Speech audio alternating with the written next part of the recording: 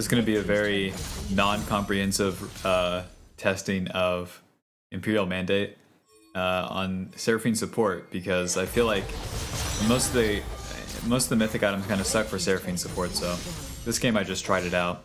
I think some things to note: whenever you go Imperial Mandate, you need a lot of immediate follow-up on your CC, which is like basically in a team comp, but champions like Irelia and Udyr do that very well, where they have multiple instances of their damage to damage a marked target. So let's look at a couple of fights, see how much damage we get from it.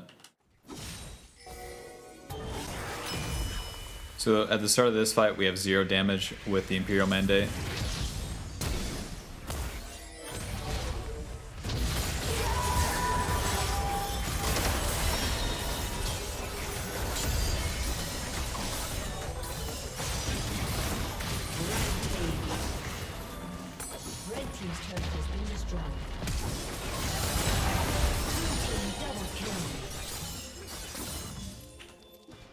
Okay, and then at the end of the fight we have 470, so that's a lot of damage, but let's see like how that actually plays out, if we even can.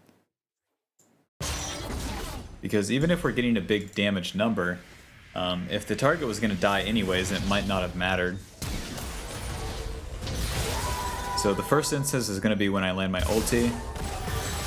So now the Pantheon is marked.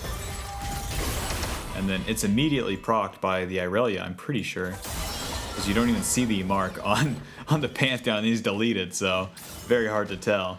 Yeah, that's 230 damage extra onto the Pantheon there. Which, he was going to die anyways, but it's interesting that he's just deleted from the Lux ulti plus the Irelia damage. So now the second target is onto the Wukong when I land my E. So once the E lands, we're going from 269. So, and then onto the Wukong. One auto from the Irelia takes him out, comboed with the Lux's damage, and then we go to 375. So that's 100 extra damage onto the Wukong. So we do save an auto attack onto the Wukong, and I think it kind of matters here because we had to auto attack this turret too to kill it, so that Irelia doesn't take the extra turret shot, and she also flashes away from the Jhin. So like, you know, I would say it did something there. And then onto the Jhin, it's kind of whatever.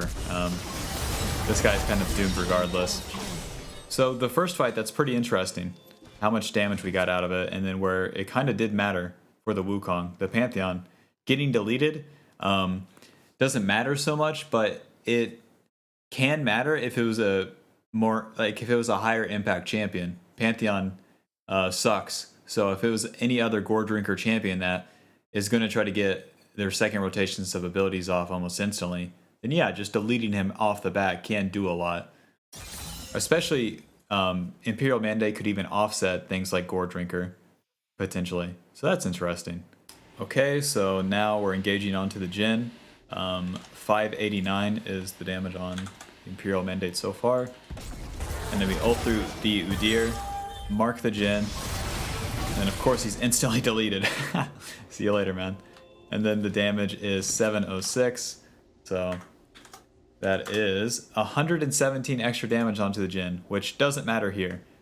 Maybe if he has a Hex Drinker, a shield from his support, or a heal, then it would matter. But yeah, that's just the damage that we dealt to him.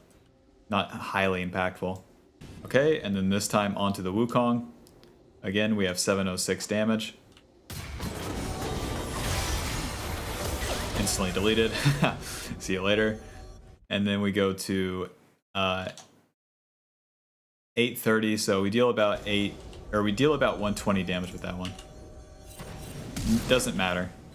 We're not really saving an extra ability or an auto attack, obviously, because the Wukong's just one off getting randomly picked. Okay, and then here for a game-ending fight, we're starting off with 1,126 damage on the Imperial Mandate.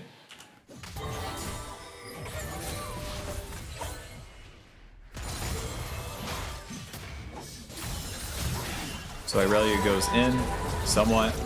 We ulti, we mark the Fiddlesticks and the Wukong, and then the E on top of them as well. And then right as Irelia Qs, Well, she procs the marks with her ulti to start off with, but then 1Q kills the Wukong instantly. So I would say that that mark was pretty useful. And then she gets feared. And then the Pantheon's kind of dying at the same rate that he would have, so it doesn't really matter there. And then nothing else really comes of it, other than the Fiddlesticks being about 100 HP less than he would have been.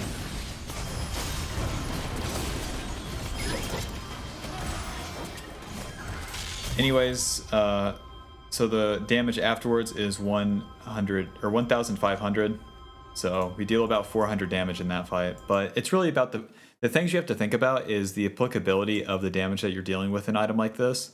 So it's always interesting to go back into the replays and look at specifically what it did, not just how much damage it did, or looking at the in-game damage of the item and like trying to determine things from there. So yeah, that's it. Nothing too deep or crazy. I was just checking it out myself. Anyways, peace.